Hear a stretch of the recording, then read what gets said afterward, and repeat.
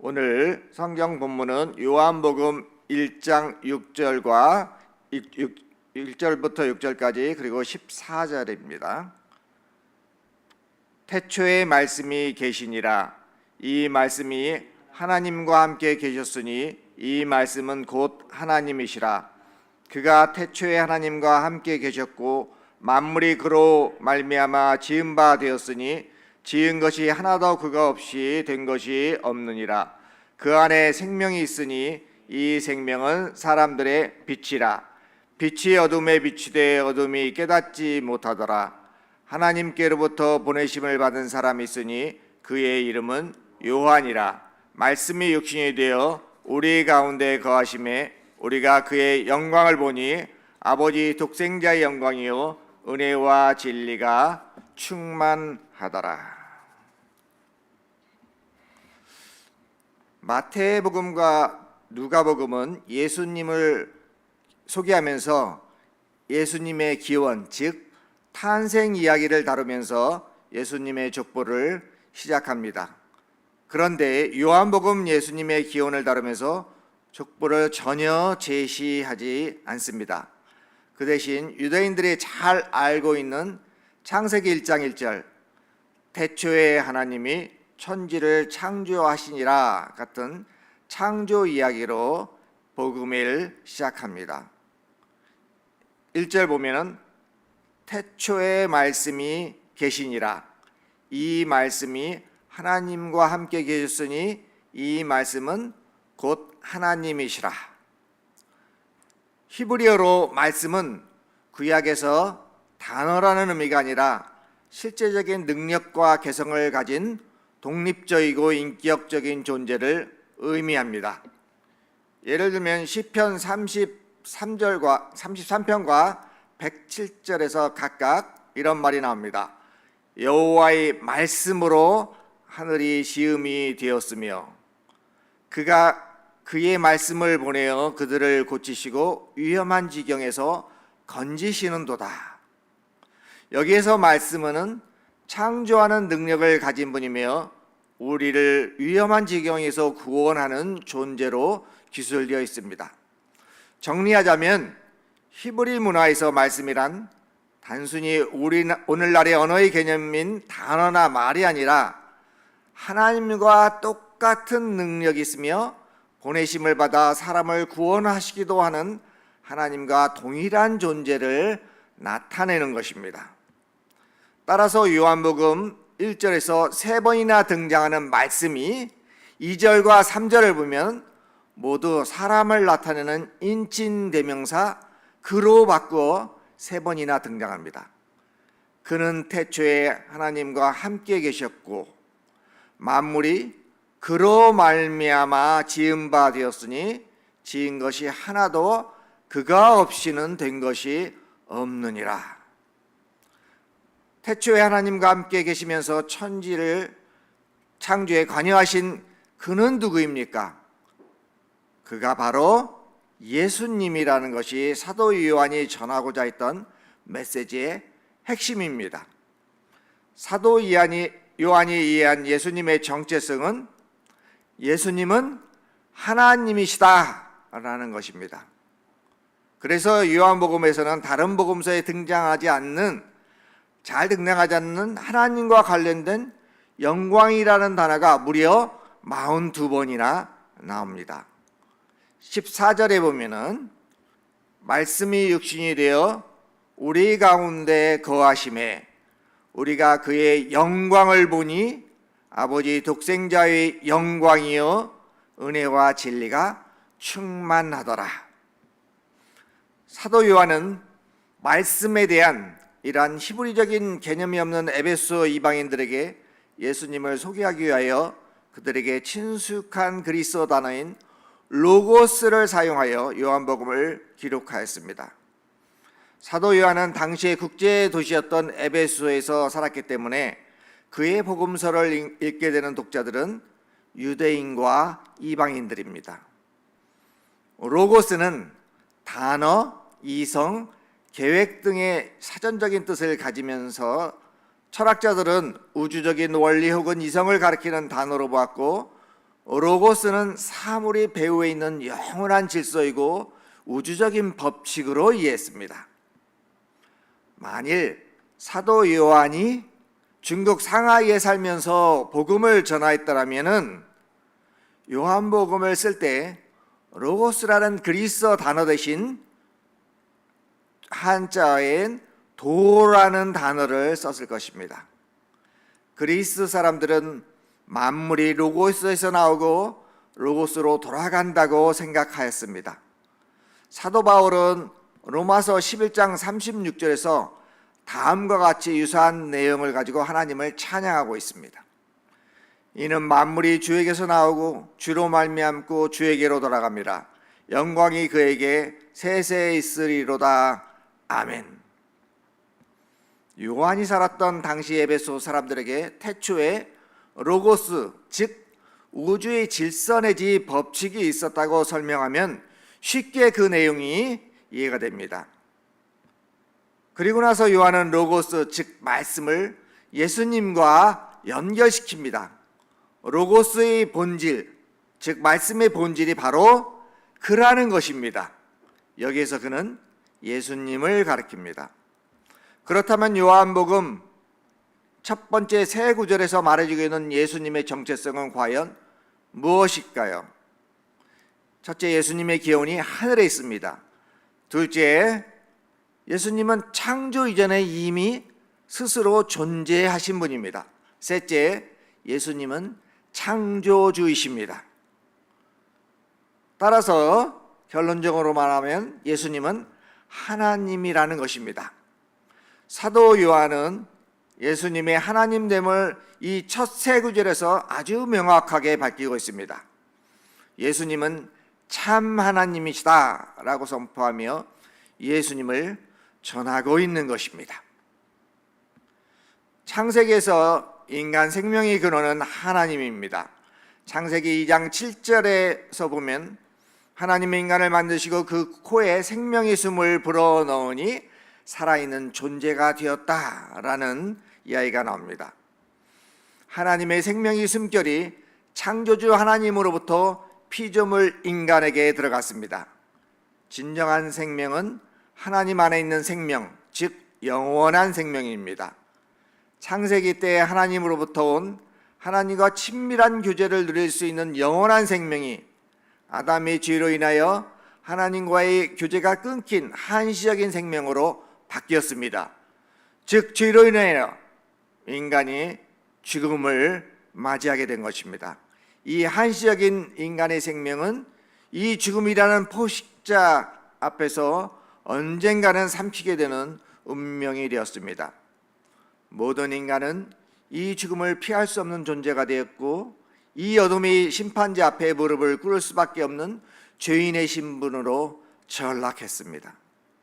그런데 요한복음 1장 4절을 들어보니 예수님 안에 생명이 있다고 선포하며 이 생명은 사람들의 빛이라고 증거하고 있습니다. 4절 보겠습니다. 그 안에 생명이 있었으니 이 생명은 사람들의 빛이라. 인류의 한시적인 생명은 결국은 어둠 속에 살다가 어둠으로 끝나지만 예수님 안에 있는 영원한 생명은 사람들에게 비추이는 빛입니다. 왜냐하면 생명이신 예수님 자신이 또한 살아계신 빛이기 때문입니다. 요한복음에서는 빛과 어둠의 이미지를 대조시켜서 많이 사용합니다.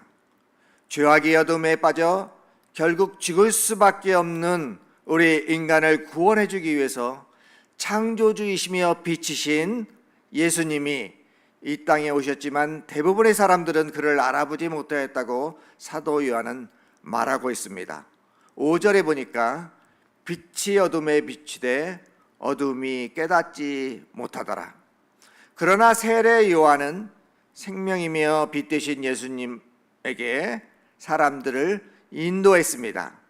6절 하나님께로부터 보내심을 받은 사람이 있으니 그의 이름은 요한이라. 바로 사도 요한도 세례 요한과 마찬가지로 요한복음을 통하여서 생명이여 빛 되신 예수님께 사람들을 인도하고 있습니다. 구약에 보면은 하나님의 인간의 역사 속에 등장하는 장면들이 있습니다. 그 가운데 하나님의 이스라엘 전체 회중에게 나타나는 장면이 있습니다. 이를 위해 커다란 장막, 즉 텐트를 만들라고 모세를 통하여 이스라엘에게 명령하시고, 그것이 완성되었을 때 텐트 가운데 하나님의 강한 임재와 영광을 드러내셨습니다. 이스라엘 백성이 광야를 거쳐서 가나안으로 들어가는 긴 여정 가운데서 낮에는 구름 기둥으로 밤에는 불 기둥으로 이 장막, 즉 이 텐트 가운데 하나님의 임재가 확실히 나타났습니다. 이 텐트는 거룩한 하나님의 임재, 즉 임마누엘을 상징하는 대표적인 물건이기 때문에 이를 우리는 성막이라고 부릅니다. 이 출애굽기의 성막의 이미지를 바로 사도 요한은 가지고 와서 요한복음 1장 14절에서 사용합니다. 요한복음 1장 14절을 한번 다시 읽어보겠습니다. 말씀이 육신이 되어 우리 가운데 거하심에 우리가 그의 영광을 보니 아버지의 독생자의 영광이요 은혜와 진리가 충만하더라. 여기서 말씀이 육신이 된다는 표현은 하나님이신 예수님이 인간이 되었다는 것입니다. 우주에서 가장 커다란 기적은 하나님이 인간이 되었다는 것입니다. 예수님의 이름의 의미는 임마누엘, 즉 하나님이 우리와 함께 계신다는 의미입니다. 우리 가운데 거하심에 라는 한국어 표현은 영어로 보면은 우리 가운데 거처를 마련하셨다라는 의미인데, 신약 성경이 기록된 그리스 원어로 보면 좀 더 생생한 이미지로 다가옵니다. 사도 요한은 이렇게 기록했습니다. 우리 가운데 장막을 치셨다, 즉 텐트를 치셨다라고 기록하고 있습니다. 사도 요한은 예수를 믿는다는 이유로 평안한 삶의 자리에서 쫓겨나 현재 강야와 같은 길을 걷고 있는, 고난받고 있는 공동체의 형제 자매들에게 출애굽기 성막의 이미지와 예수님의 임마누엘의 의미를 중첩해서 보여주므로 이 공동체에게 힘과 기쁨과 소망을 주고 있습니다. 독생자이신 예수님의 영광을 보므로 그들은 영원한 생명을 가진 존재가 되었다고 격려하고 있습니다. 오늘은 8월 15일 광복 78주년이 되는 날입니다. 우리나라가 36년간 일제의 압제에 빠져 있을 때 우리 민족은 빛을 찾을 수가 없었습니다. 그야말로 치력의 어둠 가운데 있었습니다. 이때 온 인류의 빛으로 오신 분을 요한 사도처럼 소개한 사람들이 있었습니다. 서양 선교사들이었습니다. 어느 곳에서도 대한민국의 독립을 이야기할 수 없을 때 일제의 치해법권에 속했던 교회에서는 독립을 모의했고 기도회를 열었습니다. 청년들이 교회에 모여들었고 지식인들은 기독교 학교를 중심으로 자주 독립 정신을 심어주었습니다. 1919년 만세운동과 상해 임시정부에서 참여한 사람들 가운데 기독교인들이 참 많았습니다. 그 가운데 하나를 소개하자면 6.25 때 납북되었다는 이유로 역사에서 잘 거론하지 않은 인물이 있는데, 그는 임시정부에서 부주수석까지 지낸 김규식 선생님이었습니다. 그가 아이였을 때 어머니가 돌아가시고 아버지도 만날 수 없는 불우한 처지가 되어서 언더우드 선교사가 운영하는 고아원에서 그는 고아처럼 자랐습니다. 그가 아주 어려움을 겪을 때마다 언더우드 선교사는 극진한 보살핌으로 그를 돌봐줬고 격려를 했습니다. 그는 교회에서의 이름은 요한입니다. 그가 성장하여 언더우드가 세운 경신학교에서 가르치다가 서재필이 권면으로 언더우드의 도움을 받아 미국으로 유학을 가서 대학 교육을 받았습니다.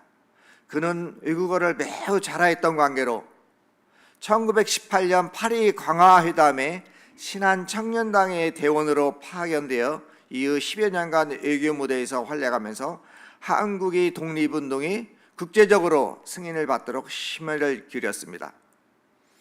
제가 지난 6월에 그가 근무했던 경신고등학교에 갈 기회가 있었습니다. 일제 강점기의 경신학원의 교장까지 역임했던 독립운동가 김규식 선생님의 동상이 있었고, 또 다른 편에는 언더우드가 한 아이와 함께 있는 동상이 있었는데 그 아이가 바로 김규식 선생님이라는 설명을 들었습니다. 비록 독립운동가들의 노력과는 상관없이 우리나라는 2차 세계대전에서 일본이 패망함으로 광복을 맞이했지만 우리는 민족의 빛을 찾기 위해 헌신한 그들의 노고를 잊어서는 안 됩니다. 또 독립정신을 일깨워 주었던 선교사를 잊어서도 안 됩니다. 우리 모두 광복절을 맞아 합심 기도문을 읽음으로써 기도하겠습니다. 주님, 오늘은 78주년 광복절입니다. 우리 민족의 일제의 칠흑 같은 어둠 가운데 빠져 있을 때 이 민족을 불쌍히 여겨주셔서 감사합니다. 선교사님들을 통해 우리 조상들이 예수님을 믿고 희망을 갖게 하셨습니다.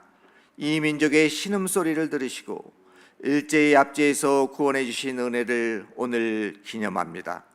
우리나라가 원조를 받는 나라에서 줄 수 있는 나라가 된 것은 주님께서 내려주신 복입니다.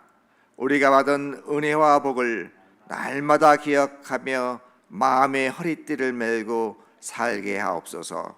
우리의 생명이여 빛 되신 예수님의 이름으로 기도합니다. 아멘.